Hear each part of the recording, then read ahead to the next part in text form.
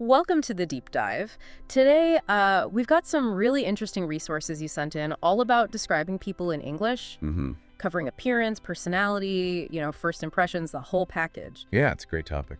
So our mission today is basically to pull out the most useful bits, the best ways to talk about other people confidently, give you the tools. Exactly. Because it's more than just like rattling off adjectives, isn't it? It's about how we see people and how we communicate that. Totally. So where should we start? Physical appearance seems like the obvious place. Sounds good. The material breaks this down pretty neatly, which is helpful, starting with height and build.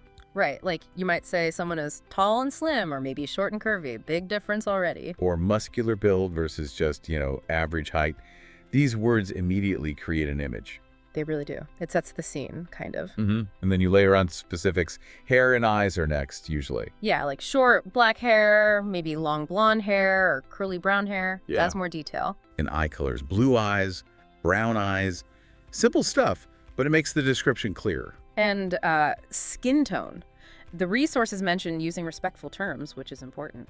Definitely. Phrases like fair skin, medium skin tone, dark skin, just neutral objective descriptions. Good. And what about those little extras, things that make someone distinct? Oh yeah, like someone who wears glasses or has freckles, or maybe they're bald. Eyes a bright smile. That one tells you a bit about their personality too, doesn't it? It really does. It bridges the gap, so you Yeah. can put it all together. Yeah. My sister is medium height with long straight hair and a big warm smile.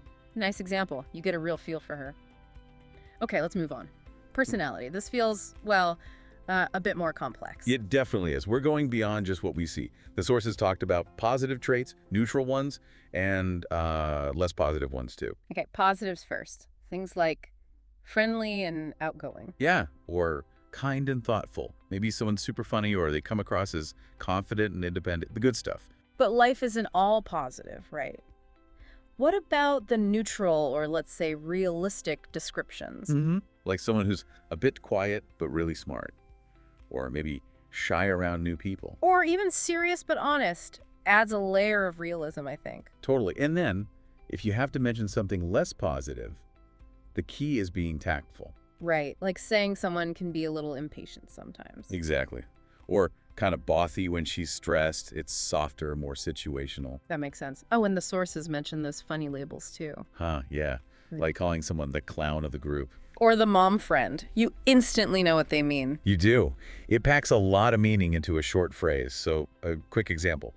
My friend is really friendly and creative. She loves helping others. Gives you a good sense. Okay, cool. Now, what about vibes, first impressions? That initial feeling you get from someone. Ah, the vibes. Yeah, the resources covered that. Often it's phrases like, seems really cool, or gives off good energy. Or got a good vibe from him. It's very intuitive, isn't it? Very.